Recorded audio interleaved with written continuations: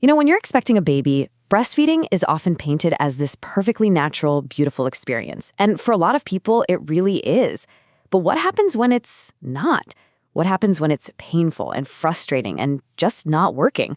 Well, today we're digging into a common physical trait in babies that's right at the heart of a pretty intense debate about these exact challenges. Okay, let's start with the big number. According to the CDC in the US, more than 83% of infants start their life breastfeeding. On the surface, that sounds really great, right? But then, look at this. By the time babies hit that recommended 6-month mark for exclusive breastfeeding, the number just plummets. We're talking less than 25%. That is a huge, huge drop. So what on earth is going on in those first few months? Well, for so many families, the reality of breastfeeding is just a world away from the expectation. It can be incredibly hard, and if that's been your experience, you are so not alone. And get this, one study found that for over 62% of moms who stopped breastfeeding before they planned to, the reasons were basically the same: serious trouble with latching, really sore nipples, and just plain painful feedings. That pain is a massive roadblock. So what could be causing all these problems?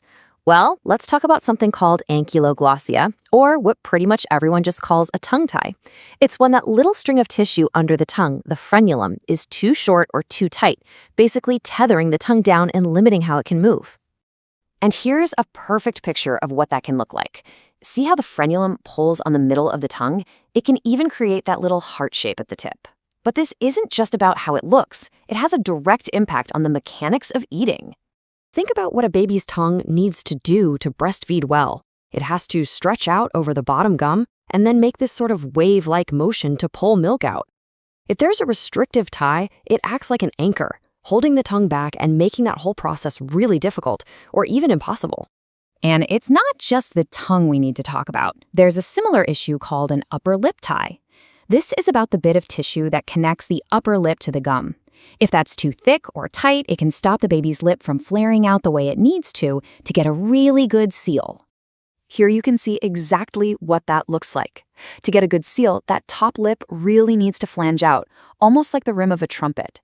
If it's held down like this, the baby might have a tough time creating that vacuum, which often leads to a shallow, inefficient, and pretty painful latch for mom. Now, this is probably the most important point of this whole discussion.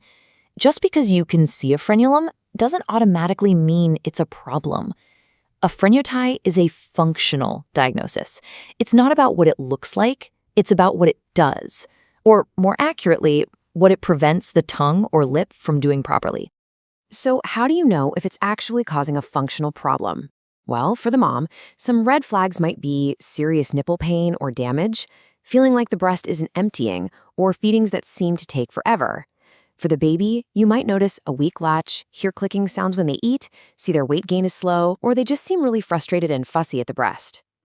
Now, even though function is king, doctors do have ways to classify what they see anatomically. This here is one of them, the Kotlow criteria. It's basically a way to measure how much free tongue a baby has, so how far the tip can stick out. A class 4 is the most severe. But again, this is just a description of the anatomy, not a diagnosis all by itself. Okay, so let's say a tie is identified, and it's clearly causing real problems for both mom and baby. What's next? What can you actually do about it? Generally, there are two main paths. The first is all about supportive care. This means working really closely with a skilled lactation consultant to try different feeding positions, improve the latch, all the non-surgical tricks of the trade. And sometimes that's enough. If it's not, the second option is a procedure called a frenotomy, which is just a quick snip of that tight tissue to release it. And this, right here, is where the huge debate comes in. One survey found that only about 10 to 30% of pediatricians and ENTs think tongue tie is a major cause of breastfeeding issues. But then you ask lactation consultants, the people on the front lines of this every single day, and nearly 70% say, yes, this is a common problem.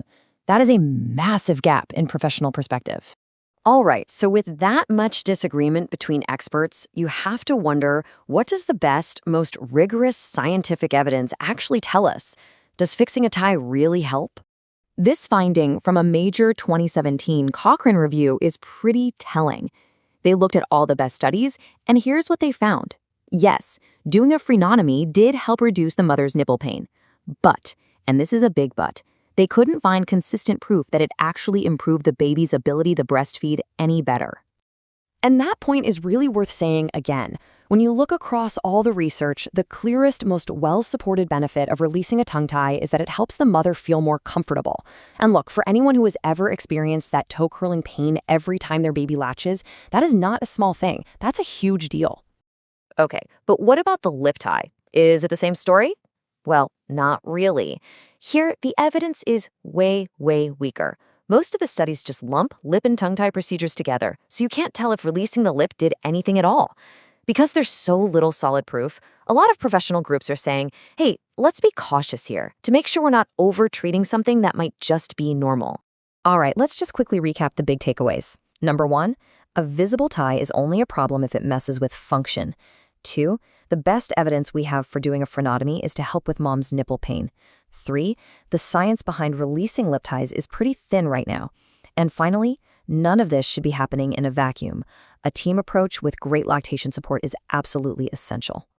Look, the whole point of this explainer is not to give you medical advice, but to give you knowledge. When you understand the terms, the potential symptoms, and what the science says, and what it doesn't say, you can have a much better, more informed conversation with your doctor or lactation consultant. And that kind of leaves us with one last big question to chew on. As we learn more about all this, maybe the real key to helping more families have the breastfeeding journey they want isn't just about finding a piece of anatomy to snip, but about taking a much, much closer look at function over form.